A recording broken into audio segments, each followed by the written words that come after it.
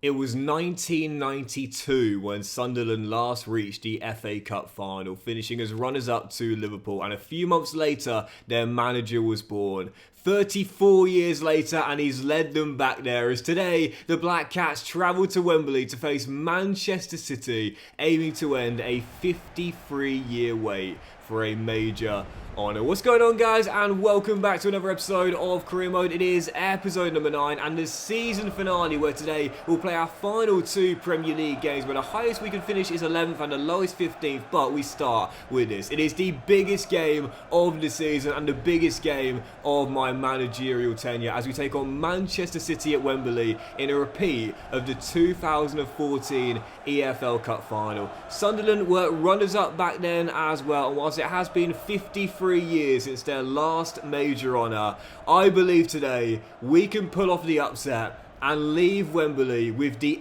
FA Cup for the 3rd time in club history. So we'll jump into it. It is the biggest game of the season. It is Manchester City in the FA Cup final, as we aim to end a 5-decade wait for a major honour. Come on, Sunderland. Guys, as we're underway at Wembley, I just want to say once more, thank you for all the brilliant support on Season 1. It really has been incredible. And then what happens this afternoon, it's been a great first season for Sunderland. Really good foundations laid here. The team has gelled nicely. We're clicking, we've got a good feel. We're guaranteed survival. And we've reached a cup final for the first time in over 3 decades. I have to say, no matter what happens out there today, it's been a brilliant first season. And thank you all for your fantastic support as well.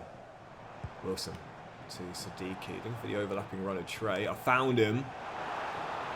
And Hume has a go and puts it over the bar. Well, I thought I might try and catch Donnarumma out there. Obviously going to be very difficult to beat the fantastic Italian shot stopper. Worth a go, worth a go. But off target, still 0-0.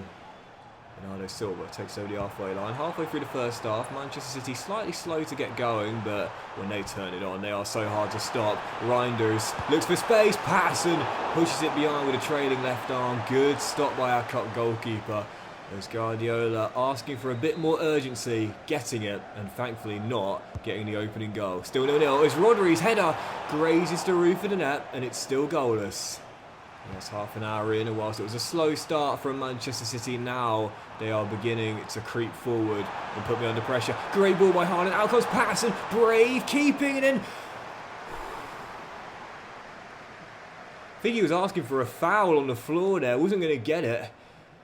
And thankfully the rebound dropped straight to him, still 0-0, but we might have had the first shot, but since then it's been all Manchester City. To go, still 0-0. Carvajal to Reinders, dinks it into Haaland. Man out wide is Foden. He's been found by the Dutch midfielder. Haaland takes over. Silva. Jeremy Doku scores. It was coming, and right before the break, the favourite strike first. Jeremy Doku drills it into the top corner, and Manchester City have the lead at Wembley. I can't complain. It was coming. They deserve it. Well, back in the League Cup final in 2014, Sunderland took the lead before Manchester City battled back to win 3-1, but today will need to be the side that shows the resilience to complete the turnaround and end the fairy tale run with silverware. Half-time down by 1, that was really tough. I wouldn't say we're playing badly out there, it's just that Manchester City are playing better. It's as simple as that, really, as the second half gets underway. I think at some point I'll probably slide Lucharel back into CB, take off Alderete and bring on Reinildo for left back for a bit more pace and attacking quality. But of course the danger of doing that is that it will be very exposed at that point, because Reinildo is always so far up the pitch, man. I mean, seriously, if he's away, then Foden is just going to have so much joy in behind. Second half underway, but I can't worry about that at the moment. I've just got to try and find a chance for a leveller. A dinger! Donnarumma with the save. We've had a couple of decent chances, but the Italian, one of the best in the world, that's meat and drink for him. Didn't get enough power behind it. There's definitely a second goal out there, no doubt about it. And if we get it, I think we'll completely turn around and win this. But if Manchester City get it, I think that'll do it. Here's Erling Haaland through to Jeremy Doku. Mukiele makes the tackle, and Alderete just hoofs it away. Only for Guardiola to win the aerial duel, and then Siddiqui win it back. Wonderfully done.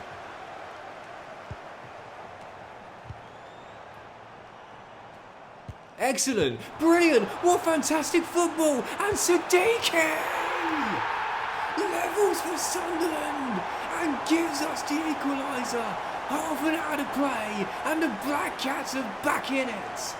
What an excellent little move that was down the right hand side to play through Siddiqui, and I have him as the box to box in this team because he's got so much energy. He runs all game long, and in the biggest moment of his Sunderland career so far, didn't he finish well? As Ryan, as his shot is blocked, he gets it back, and Haaland plays the 1-2. There's Doku. Haaland, great save Patterson as it drops behind for a corner.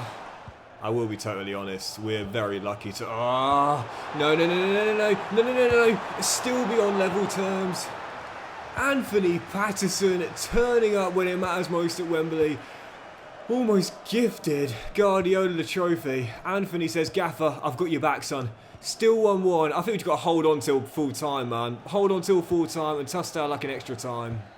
Well, we have indeed survived, and that will do it for 90 minutes. Brilliant hour and a half's worth of action there. But we have 30 more minutes to play. Tied at 1-1. Man City had the momentum, but we've got the heart. What's going to come out on top in extra time? Proud of the effort. Very proud of this fight, but I think based on the pattern of play and the energy levels, which Manchester City will have more than ours, it's going to be hard to keep them at bay for the final 30. As Ryan stinks one in, Haaland knocks it down to Marmoush off the bench! And pretty much right on cue, Omar has delivered possibly the dagger. Manchester City restore the lead. I'll be honest, I think it's over. There's 2 minutes to go. Xhaka just about beats Haaland in the air. And I just have not had a chance, man. Guardiola's side done a great job of keeping hold of the ball. Can we get one final chance for a leveller? This is it, really. Trey, just whip the ball into the box, son. You've got space to cross. There's plenty of red and white shirts to aim for. Carvajal heads it away. It's not fully cleared. It's Bobby. Xhaka. Green light to shoot. Donnarumma at full stretch. Not just saves it, but holds it. And that is what Manchester City have done with the FA Cup. Slight glitch as the camera pan to Rodri. But no glitch in their performance in second half. They might have conceded a leveller, but since then, it was really all one-way traffic. Manchester City win the FA Cup, and Sunderland's wait for a major honour goes on. Head up, boys, we'll be back.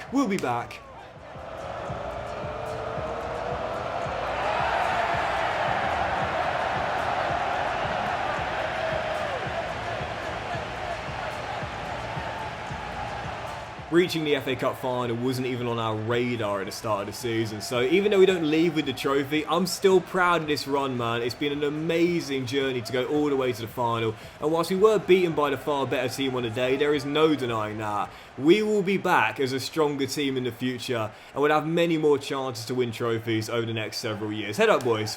Head up, we will be back. There is no doubt about that. Right, 2 games to go in the Premier League. We will end the final 2, hopefully with back-to-back wins and finishing where we are right now in 11th place. Our final away day of the campaign, Everton at the Hill Dickinson Stadium.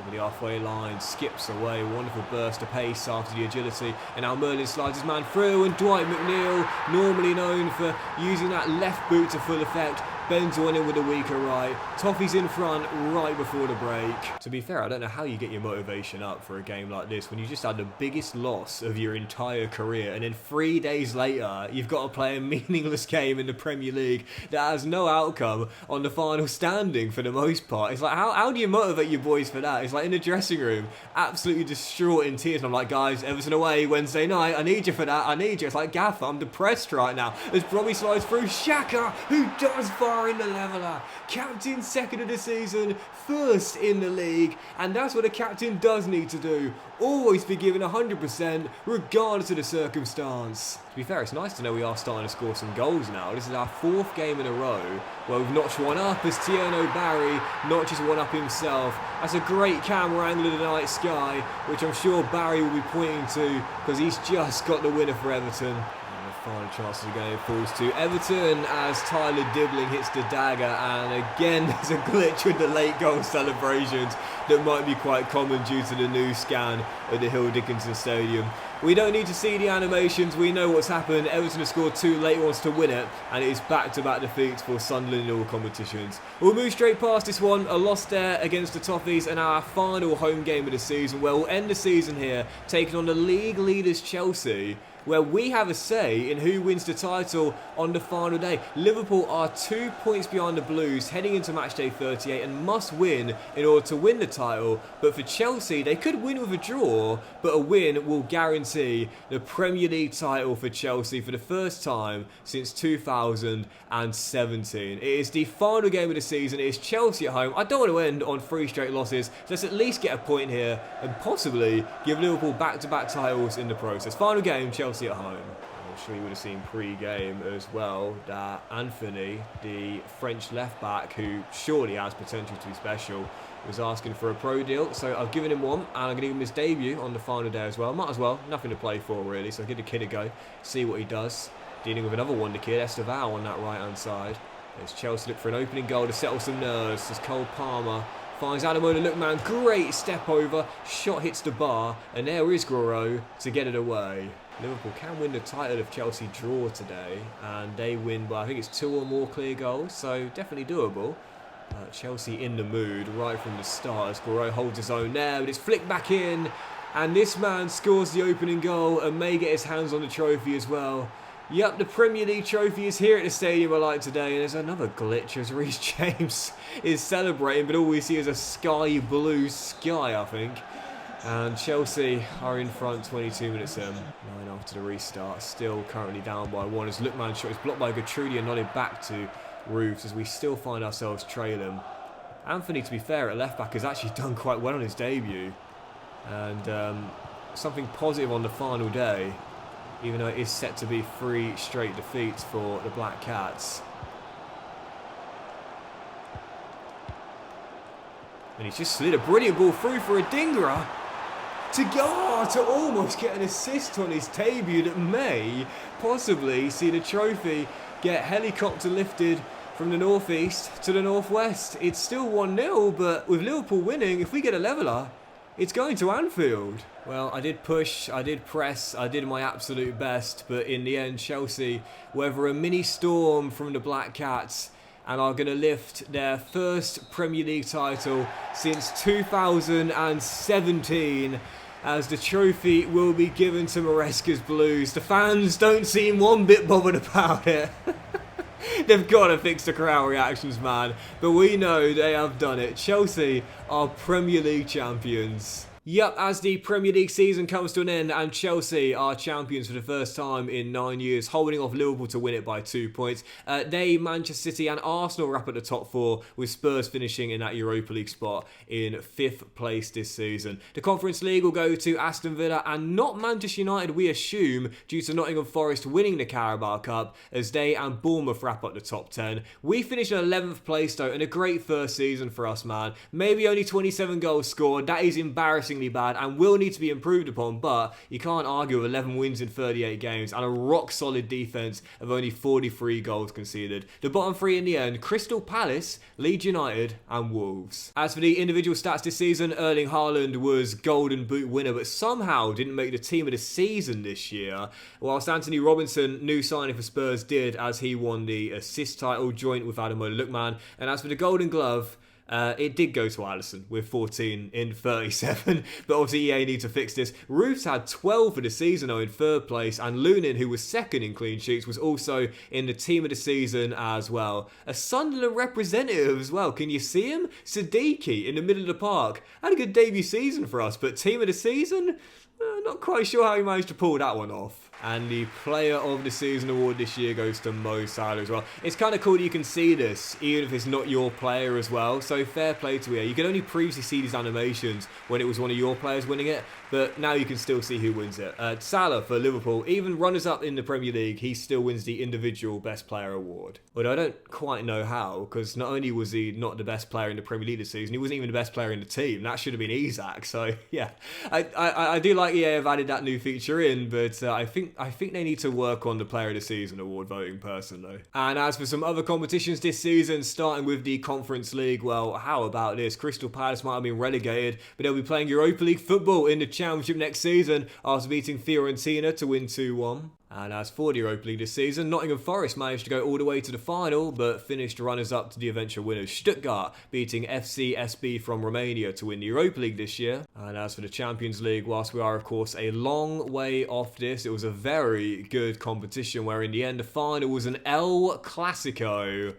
But it was Real Madrid, the most decorated CL team of all time, winning yet another one, reclaiming Europe's grand prize, winning the Champions League again. And as for the other leagues, I'll quickly run through these with you. The Blades and the Tractor Boys are back in the big time, and Southampton won the playoffs. Because I've got the Championship loaded as a more in-depth league, I can see who won the playoffs this year. It was Southampton who were back in the big time. As for Ligue 1, Marseille, champions, beating PSG by 2 points to win Ligue 1. Bayern, back on top of the Bundesliga with back-to-back titles. The Serie A won by Juventus. And as for La Liga, Real Madrid are champions of Spain. So that's it for Season 1, guys, and I want to say thank you so much for watching the first year of Career Mode. If you've enjoyed it, then please do drop a like. What a fantastic season it was, man, for Sunderland, going all the way to the FA Cup final and a mid-table finish in our first year as a newly promoted side. So much to be positive about heading into Season 2, and no doubt about it, I'm really excited for our second year as well. So the final thing I'll do is show you the full stats of the players, where I've got a question for you guys. And that is, what players should we look to sign in the summer transfer window? So guys, in the comments section down below,